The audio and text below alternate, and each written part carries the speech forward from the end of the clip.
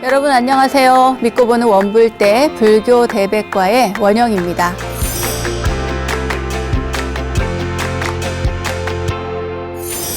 사랑하는 사람을 100명 가진 자에겐 100가지의 괴로움이 따른다. 그러나 사랑하는 사람을 갖지 않은 사람에게는 괴로움이 없다. 그런 사람에게는 슬픔도 없고 번뇌도 없다라는 경구가 있습니다. 우다나경에 담긴 부처님 가르침인데요. 사랑에 대한 부처님의 가르침에 대해서 혹시 오해하는 분들도 있지 않을까 싶어요. 100명을 사랑함으로 100가지 괴로움을 얻는다는 말씀, 제대로 그 의미를 새겨봐야 할 텐데요. 무엇보다 사랑하는 방법에 대한 고민 반드시 해봐야 될 것 같습니다. 내 사랑하는 방식이 무조건 받는 사랑만 원하는 것은 아닌지, 또 무조건 주기만 하는 것이 최고의 사랑이라고 생각하는 것은 아닌지 말입니다. 사랑이 욕망이나 집착으로 변하면 그것이 바로 괴로움이라는 것, 이것이 바로 사랑에 대한 부처님의 가르침이 아닐까 싶습니다. 자, 원불대 여러분 모두 참된 자비와 참된 사랑으로 행복해지셨으면 좋겠습니다. 오늘도 행복을 찾아 떠나봐야겠죠? 원영 스님의 불교 대백과 지금 출발합니다. 자, 모두 어서 모이세요.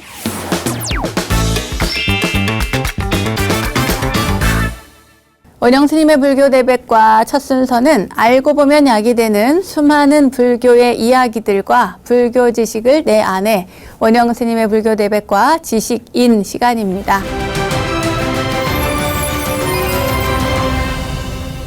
오늘도 원불대 랜선 성지순례를 떠나보려고 합니다.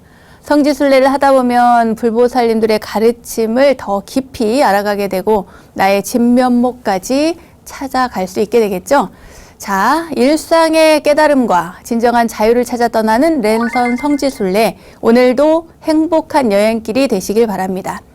자, 과연 오늘은 어디로 떠나볼까요? 두구두구두구두구 어딜까요? 바로 미륵성지입니다. 민초들의 삶의 희망이 되어준 미륵보살님에게 향하는 길. 자, 그럼 바로 출발해 보겠습니다.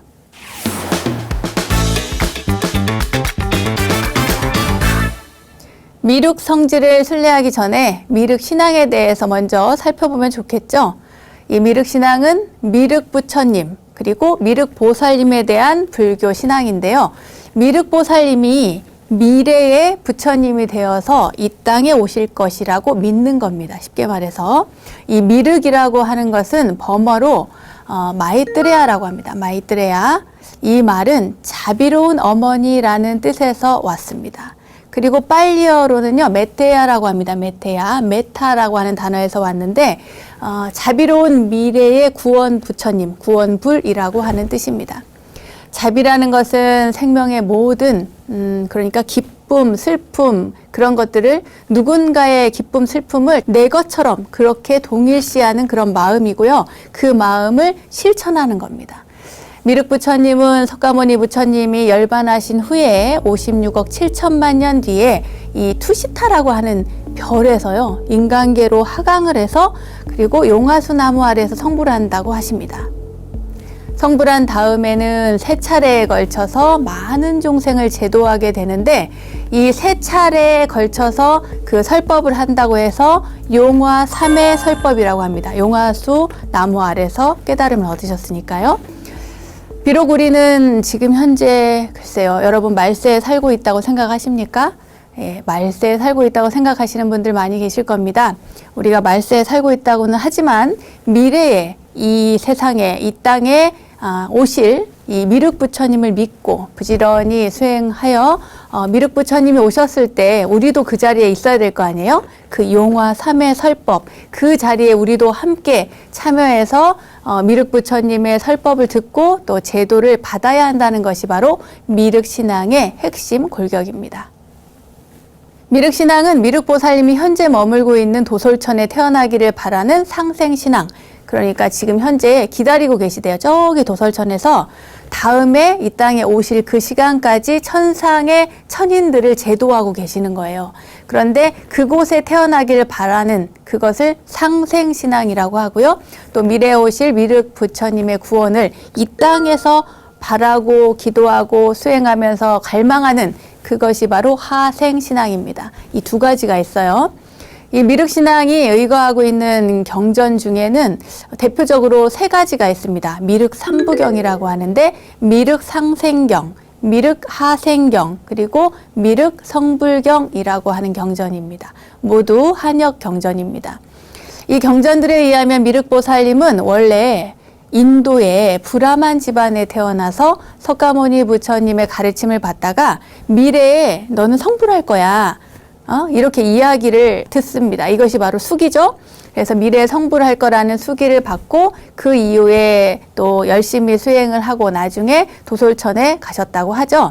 지금은 도솔천에서 아까도 말씀드린 것처럼 천인들을 교화하고 계시지만 석가모니 부처님이 인멸하신 뒤에 56억 7천만 년 뒤에 성불을 해서 이 땅에 오셔서 3회 설법을 하십니다.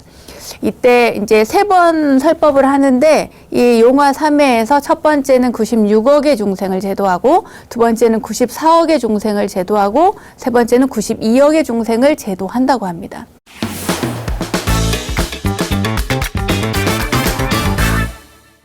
역사적으로 보면 자, 우리나라부터 볼까요? 우리나라 삼국 중에서 신라시대 때 보면 이 미륵이 화랑으로 태어났다는 하생신앙이 성행을 했습니다. 이건 아마도 그때 그 화랑제도가 있었거든요. 그래서 화랑들이 굉장히 뛰어난 집안의 귀족 집안의 자제들이 화랑이 되니까 이들이 모두 중요한 역할을 할 것이다. 이래서 미륵이 이렇게 화랑으로 태어났다라고 믿었습니다. 이런 신라의 경우는 그렇고요. 백제의 경우에는 미륵사를 창건한 그 창건 연기설화에도 나타나는데 미륵 삼존불이 연못 속에서 출현했다고 믿었습니다. 갑자기 그 넓은 연못 속에서 미륵 부처님과 양 옆에 협시보살님들이 함께 이렇게 출현했다고 믿었습니다. 자, 그럼 고구려 가볼까요? 고구려에서는요, 굉장히 뭐랄까, 감동적인 이야기가 있습니다. 뭐냐면, 돌아가신 어머니가 미륵 부처님이 오셨을 때 그 용화 3회 설법에 참석할 수 있도록 그 기원하고 기도하고 발언하면서 이 미륵 보살상, 미륵불상을 조성했다는 그런 기록이 있습니다. 감동적이죠? 효성이 지극한 마음이 가득 담겨 있습니다.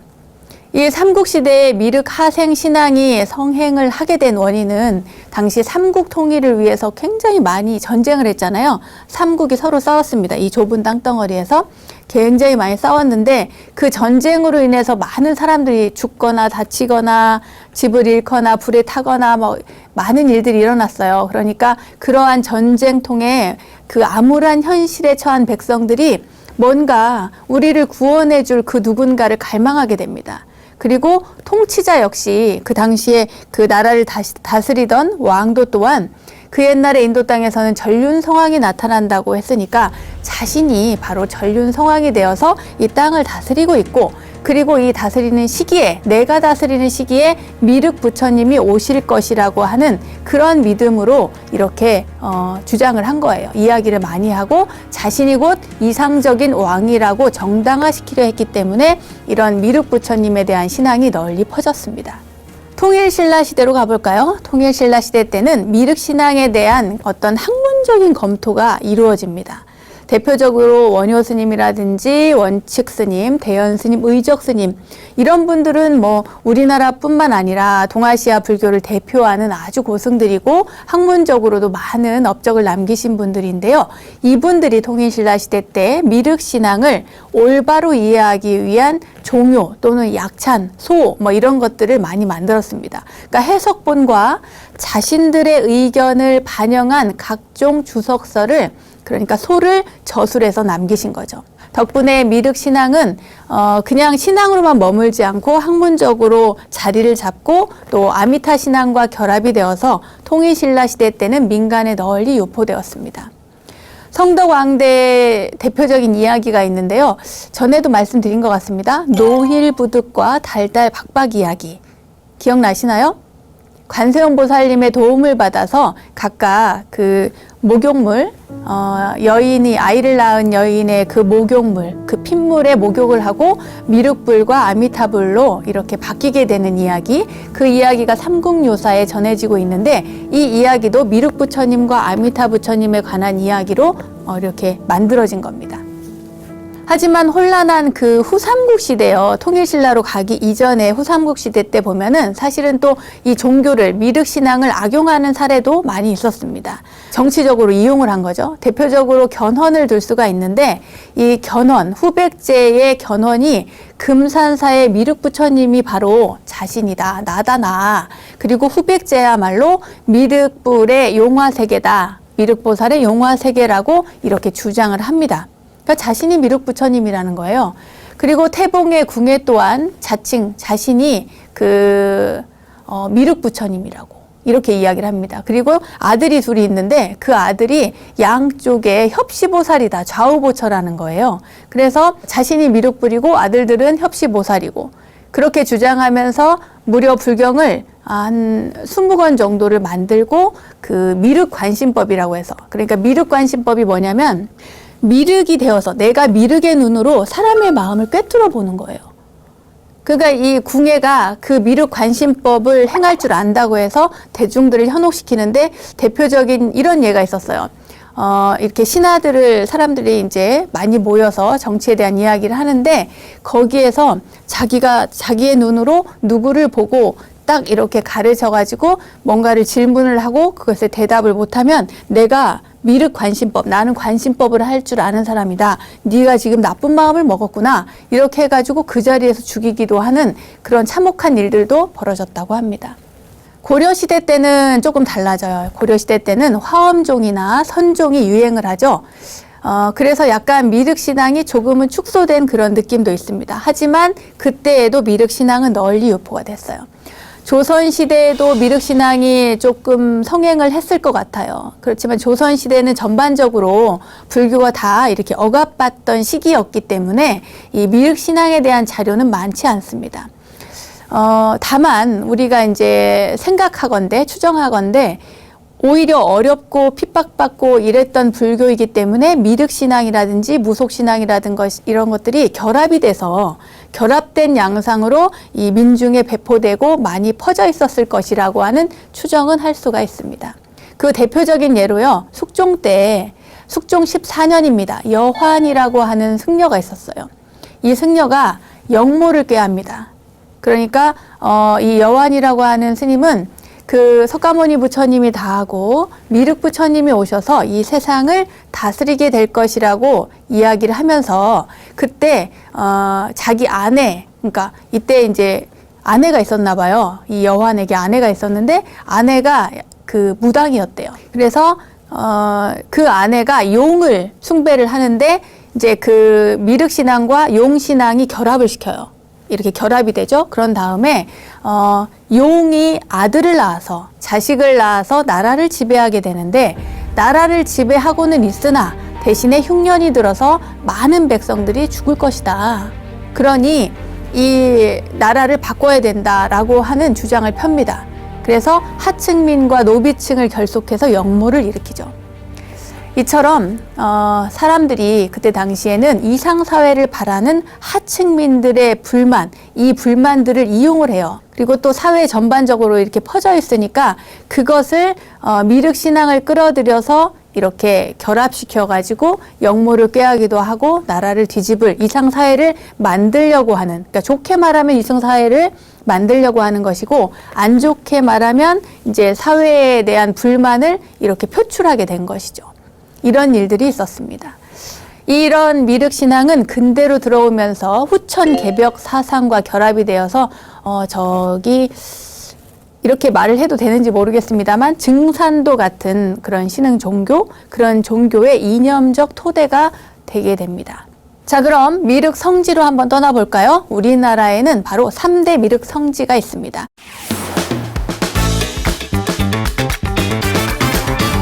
먼저 김제 모악산 금산사로 가보겠습니다. 금산사는 전라북도 김제시 금산면 금산리 모악산에 있는 사찰이에요. 대한불교조계종 제17교구 본사이기도 합니다.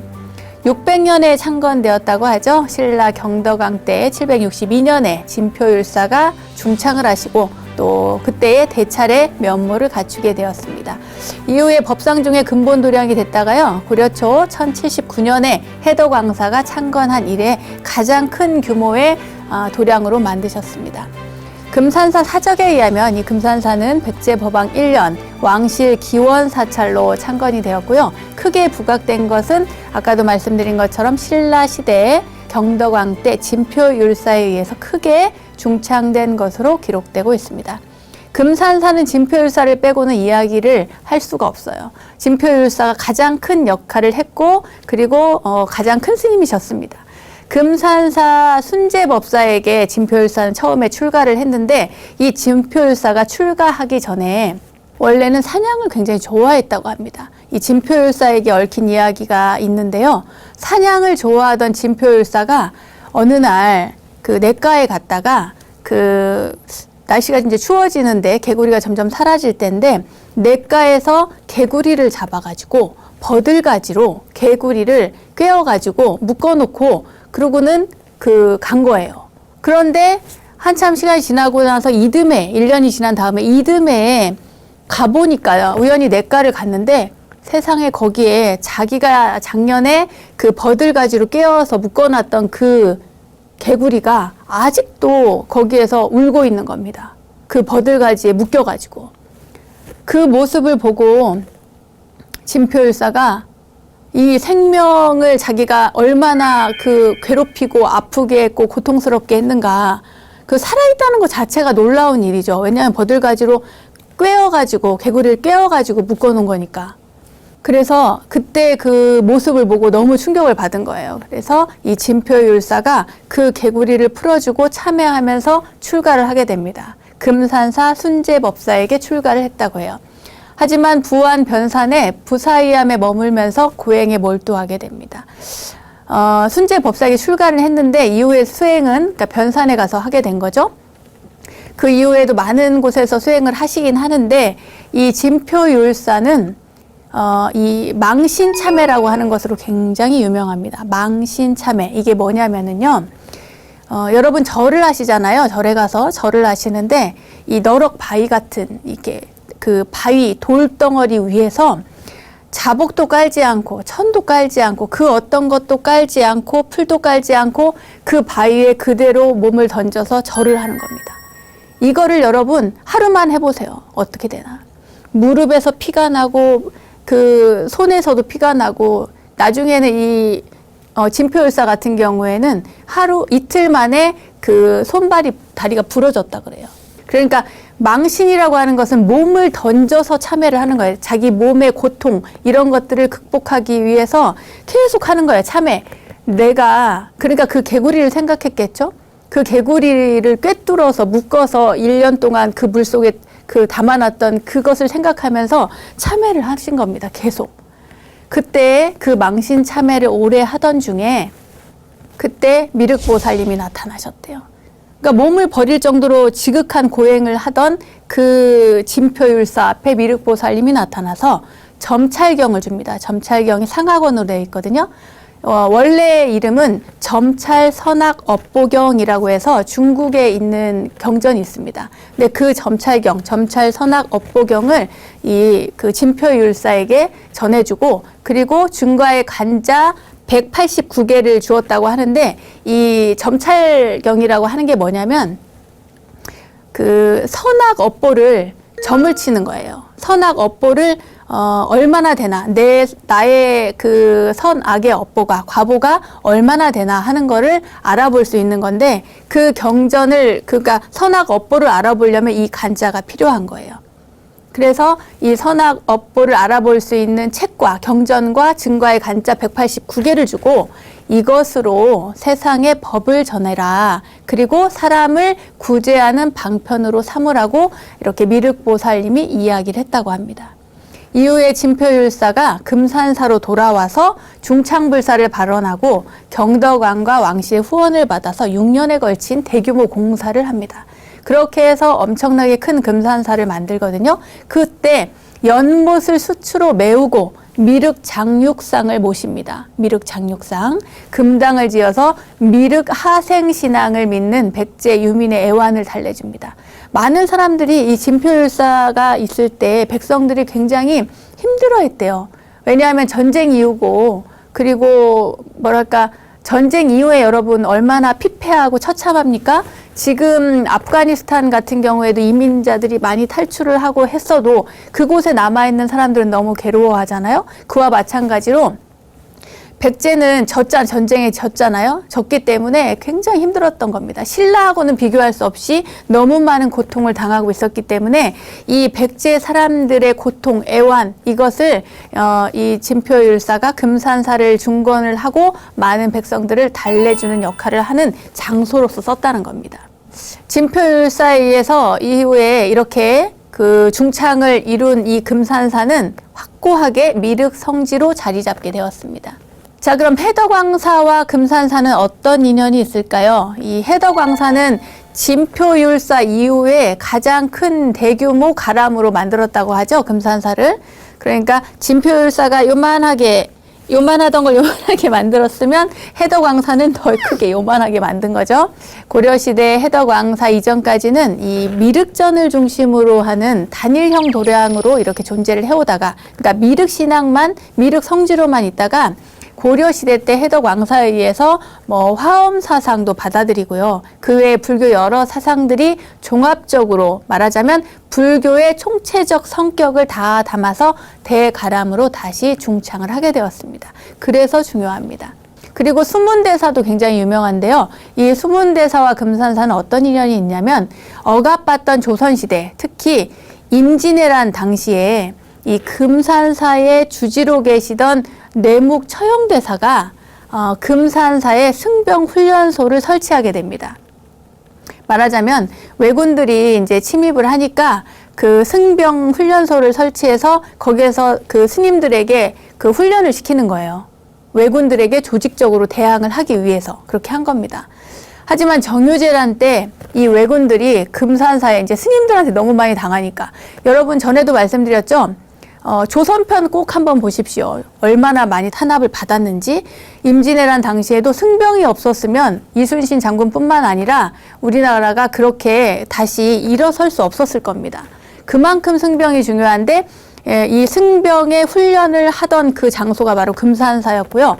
그 금산사에 이제 그 왜군들이 뭔가 이렇게 복수를 하려고 마음을 먹고 있었던가 봐요. 근데 정유재란 때 왜군들이 금산사에 들이닥쳐서 그 신라 해공왕 때 세워진 그 미륵전, 그리고 해덕왕사가 크게 중창했던 그 건물들, 이 전각들이 무려 86채나 되는데 그 전각들을 전부 다 불태워버리는 만행을 저질렀습니다. 진표율사가 봉안한 미륵장육상 철제 대자를 빼고는, 그러니까 모두 다 소실하는 그런 일이 벌어진 거죠. 그야말로 만행을 저지른 겁니다. 이게 일본 사람들도 불교를 굉장히 신하기 때문에 이렇게까지는 잘 안 하거든요. 그런데 그 스님들 승병에 대한 원한이 굉장히 깊었던 거예요. 그러니까 여기를 이렇게까지 다 불태워버린 겁니다. 하지만 그 후에 조선 인조 때 이 수문대사, 조금 전에 말씀드린 수문대사에 의해서 무려 35년 동안 금산사는 새롭게 태어나게 됩니다. 절의 본당이라고 할 수 있는 미륵전은 나무로 지어진 3층 건물로 각 층에는 대자보전, 그리고 용화지회, 그리고 미륵전, 이렇게 그 현판이 다 붙어 있어요. 모두가 미륵부처님의 다른 표현들입니다. 국보 62호로 지정된 미륵전은 밖에서 보면 3층으로 되어 있습니다. 그러니까 멀리서 보면은 큰 이렇게 탑형식처럼 3층으로 되어 있는데 안에 들어가면 놀랍게도 하나입니다. 하나. 위에까지 빵 뚫려 있어요. 이렇게. 하나로 되어 있습니다. 아주 높은 공간에 거대한 불상이 정말 장엄하게 자리를 하고 있습니다. 자, 두 번째 미륵성지 보은 법주사로 가보겠습니다. 법주사의 개조로 알려진 의신 스님이 일찍이 불법을, 그러니까 도를 구하러 저 천축국 인도로 건너가서 그곳에서 경전을 가지고 귀국해서 나귀에 싣고 속리산으로 들어가서 553년, 그러니까 신라 진흥왕 14년에 절을 창건했다고 합니다. 이 절이 바로 법주사예요.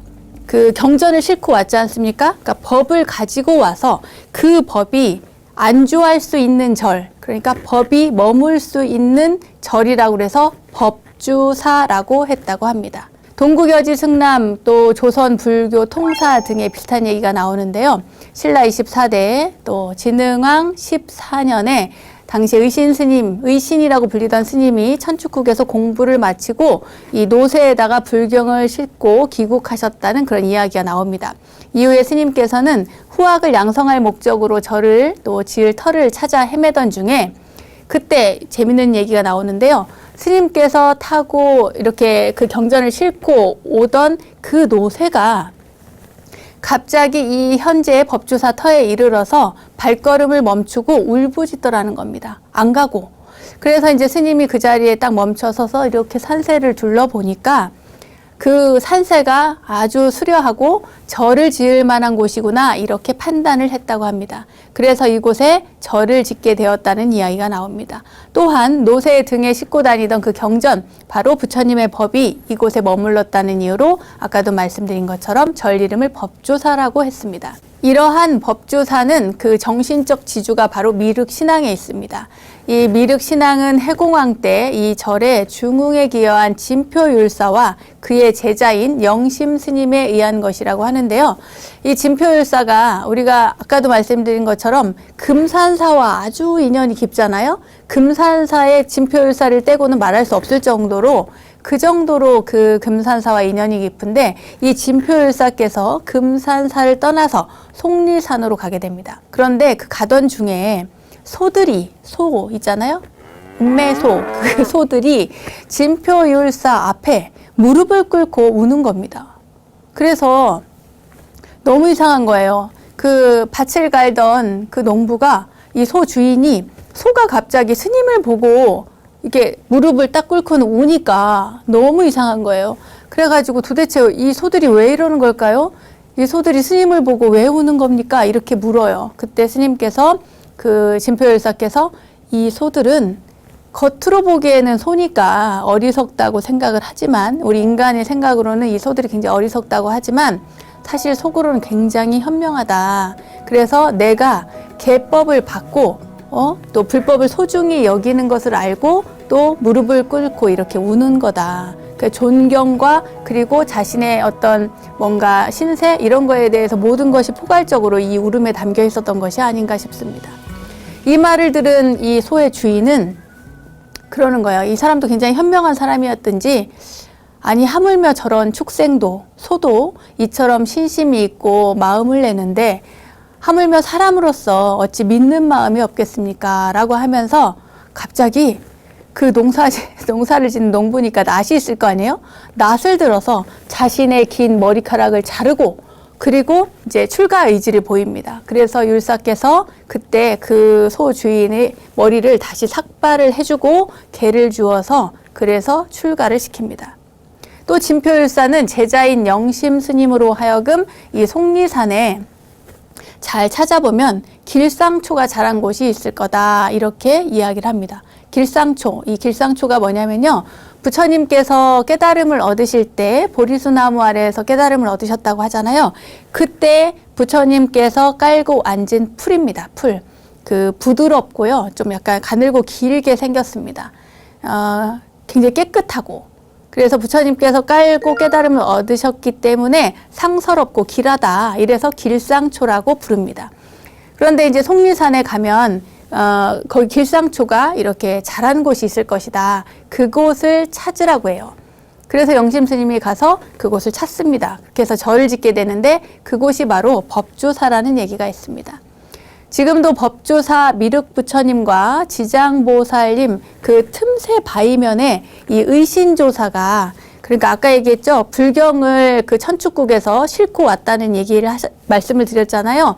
그 싣고 오는 그 이야기, 그 장면, 그 모습과 진표율사 앞에 이렇게 무릎을 꿇고 우는 그 소의 모습, 그리고 소 주인이 머리를 깎고 출가하고 법을 구하는 모습이 이렇게 새겨져 있다고 합니다. 저도 이건 못 봤는데요. 꼭 가서 한번 찾아보시기 바랍니다. 속리산 법주사는 또 그 2018년 6월에 유네스코 세계유산 가운데 그 한국의 산지 승원으로 지정이 돼요. 산사 한국의 산지 승원. 아시겠죠? 이 유네스코 그 세계유산에 등재된 곳입니다. 이 이외에도 여러 곳이 있는데요. 여러분들 꼭 찾아보시기 바랍니다. 다음은 미륵성지 세 번째 금강산 발현사입니다. 지난 시간에 발현사에 얽힌 이야기 여러분 해드렸죠? 떠올려 보시기 바랍니다. 발현사는 강원도 고산군 우해금강면 금강산 미륵봉에 있었던 통일신라 시대의 진표율사가 창건한 절입니다. 발현암이라고도 하고요. 발현수라고도 합니다. 신라시대 때 진표율사가 지극한 참회를 통해서 아까 얘기했죠? 망신참회. 그 참회를 통해서 미륵보살님으로부터 또 책자, 경전과 간자를 전수받았던 그 장소라고 합니다. 그러니까 금산사 저쪽에서 받았다는 얘기도 있고 또 이쪽에서 받았다는 얘기도 있고 아무튼 받았다는 것이 중요합니다.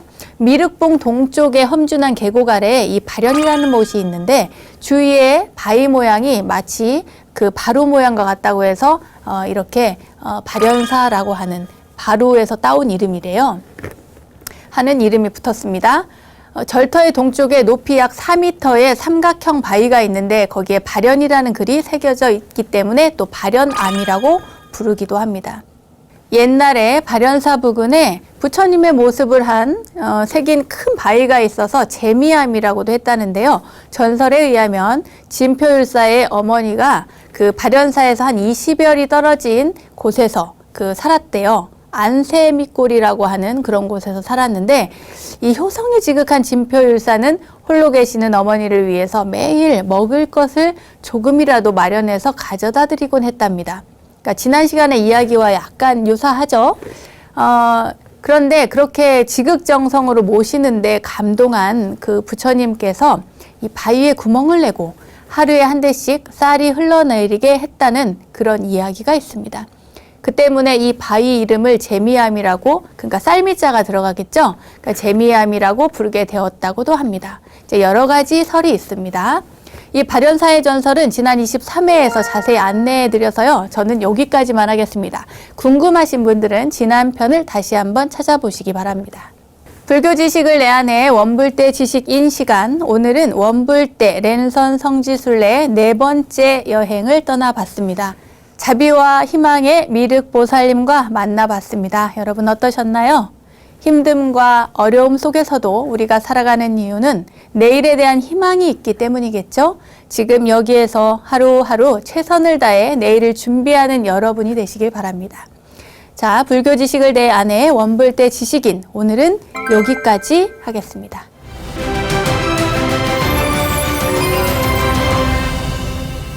저절로 알게 되는 사찰 이야기. 오늘은 이절로, 아니 저절로 시간입니다. 오늘은 천년의 아름다움을 간직한 사찰 덕숭총림 수덕사로 떠나봅니다. 충청남도 예산에는 아름다운 계곡과 기암괴석으로 이루어진 덕숭산이 있죠. 예로부터 호서지방의 금강산으로 불릴 정도로 아주 빼어난데 이 산 중턱에 자리한 수덕사, 이 수덕사에는 우리나라에서 가장 오래된 목조 건물인 대웅전이 자리 잡고 있습니다. 그리고 수덕사에는 아주 신비로운 이야기도 전해오는데요. 또 여러 가지 설이 있지만 그 중에 하나를 오늘 소개를 해드리겠습니다. 봄에 수덕사로 오르다 보면 마치 버선처럼 생긴 하얀 꽃을 많이 볼 수가 있습니다. 애절한 전설을 품은 채 봄바람에 이렇게 살랑살랑 흔들리고 있는 그 버선꽃, 과연 어떤 이야기가 숨겨져 있을까요?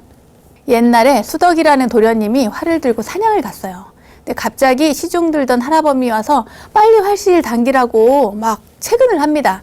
그래서 이렇게 쳐다보니까 길을 쫑긋 세운 노루 한 마리가 저 숲에서 이렇게 오고 있었어요.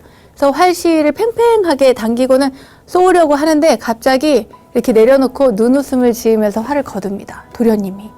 그러니까 주위에서 하인들이 아우 도련님 왜 그러셨어요? 막 묻는 거예요. 그러니까 너희들 눈에는 저 노루만 보이냐? 그래요. 저 옆에 사람은 보이지 않느냐? 그래서 이렇게 보니까 너무 예쁜 아름다운 여인이 있는 겁니다. 세상에 이 산골에 왜 저런 처녀가 있지? 하고 모두들 의아해했죠. 도련님 눈이 부시도록 너무 아리답습니다 하면서 이제 옆에서도 막 얘기를 하는 거예요. 노루 대신에 저 여인을 어떻게 뭐 이런 얘기를 농담처럼 했겠죠. 그래서 도련님이 채통을 차리면서 어험 그런 소리 하면 못 쓴다고 그렇게 해서 돌아갑니다. 돌아가는데 자꾸 그 여인이 생각이 나는 거예요. 이상하다. 왜 자꾸 그 여인이 눈앞에 아른거리니까 혹시 천생연분인가 하고 이 도령이 생각을 합니다. 아, 그냥 만나볼 걸, 말이라도 좀 건네볼 걸, 이렇게 생각을 하죠. 집에 돌아와도 가슴이 진정이 안 되니까 또 책을 펼쳐도 눈앞에 자꾸 아른거리고 눈을 감으면 보이고 자꾸 그 여인이 생각이 나는 거예요. 그래가지고 이제 할아범에게 시킵니다. 그날로 가서 그 여인이 누구였는지 알아보라고, 수소문해오라고 시킨 거예요. 그래서 알아봤더니 저기 건넌 마을에 사는 덕숭이라는 낭자였던 겁니다. 아름답고 덕스럽고 예의범절도 바르고 문장도 출중하고 뭐 동네 사람들이 다 좋아하고 난리예요. 그래서 이 수덕 도령은 더 가슴에 불이 붙었습니다. 그래가지고 어느 날 밤에 도저히 안 되겠다. 멀리서만 보다가 그 낭자를 만날 길이 없으니까 애태우다가 찾아갑니다. 그러면서 가서 얘기를 하는 거예요. 덕숭낭자, 내가 예의는 아닌 줄 알지만 하면서 이제 가서 얘기를 건네죠. 그러니까 아니 지체 높은 이렇게 도련님께서 갑자기 이렇게 무슨 일이냐고 하면서 엄청 놀래요. 그러니까 낭자 이러면서 사실 자기는 그 낭자 생각에 책을 놓은 지 벌써 2달이나 됐다는 거예요. 그러면서 자기가 얼마나 사랑하는지 얼마나 좋아하는지 이 대장부의 결단을 받아달라고 얘기를 합니다. 그 낭자가 골똘히 생각을 하다가 입을 엽니다. 뭐라고 얘기하냐면 일찍이 비명에 돌아가신 그 어버이의 고운을 그 위로하려고 집 근처에 절을 하나 짓고 싶은데 그 도련님께서 그 집 근처에 큰 절 하나만 지어주시면 어떻겠습니까? 만약에 지어주신다면 제가 혼인을 승낙하겠습니다. 이렇게 얘기를 하는 거예요. 그러니까 이제 신났죠. 껌이지 껌 도련님은. 그래서 염려마시옵고 내가 착수하리다 이렇게 해가지고 절을 짓는 거예요. 그러니까 이제 마음이 바쁜 도령님은 그 부모님이 막 반대를 하는데도 또 마을 사람들이 얼마나 수근거리겠어요? 그런데도 아랑곳하지 않고 불사에 전념을 합니다. 기둥 다듬고 기와 굽고 뭐 이윽고 한 달 만에 절이 그냥 뚝딱하고 만들어진 겁니다. 그리고는 이제 다 짓고는 그 도령님이 낭자에게 달려가죠. 덕숭 낭자에게. 이제 막 단처이 이제 끝났어. 자 이제 절 구경 갑시다. 그러니까 이 여인이 갑자기 아닙니다. 구경 안 해도 됩니다. 다 알고 있습니다. 이렇게 얘기를 하는 거예요. 그래서 아니 뭘 다 안다는 얘기요? 이렇게 물으니까 저 불길이요 그러는 거예요. 이게 뭔 소린가 하고 쳐다보니까 세상에 절에 불이 난 거예요. 불길이 막 솟구치고 있는 겁니다. 그러니까 이 그 수덕 도령은 너무 놀래가지고 막 쫓아가 보니까 다 탄 거예요 이미. 누구를 원망했겠습니까? 부처님을 원망했어요.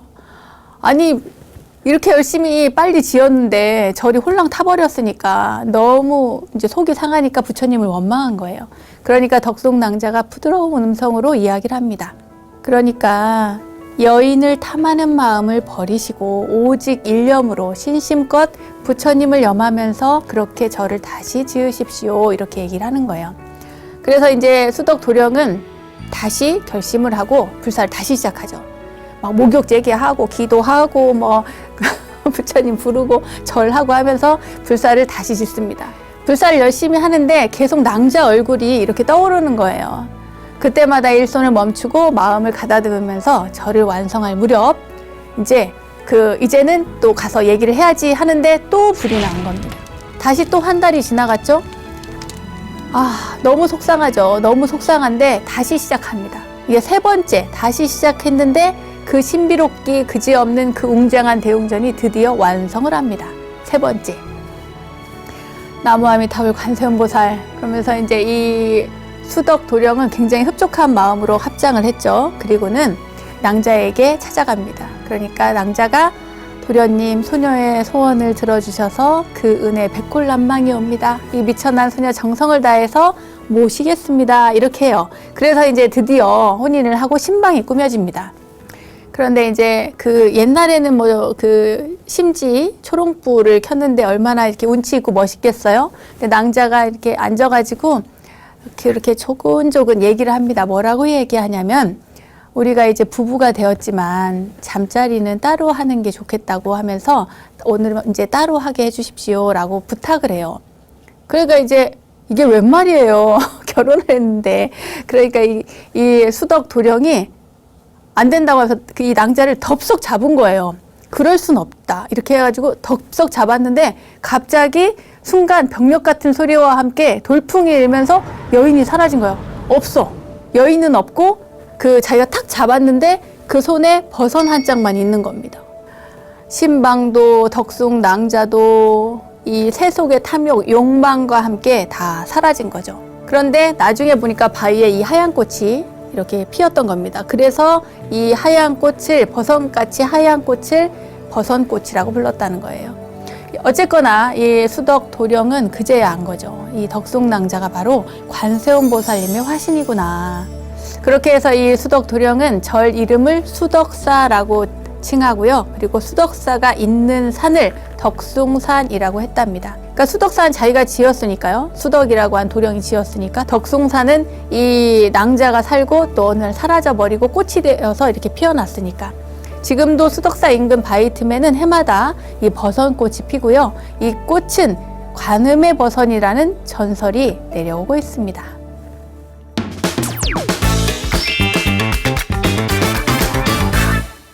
원영스님의 불교 대백과 오늘도 즐거운 시간 되셨나요? 세상의 모든 불교 이야기를 모아서 전해드리고 있는 원영스님의 불교 대백과 오늘은 원불대 랜선 성지순례 4번째 여행으로 미륵 성지를 다녀왔습니다. 그리고 수덕사 버선꽃 이야기까지 전해드렸습니다. 알매지혜가 가득한 시간 원불대 오늘은 여기까지입니다. 다음 원불대 이야기들도 기대해 주시고요. 저는 여기서 인사드리겠습니다. 믿음직한 원불대, 믿고 보는 원불대, 다음 시간도 잊지 마세요. 감사합니다.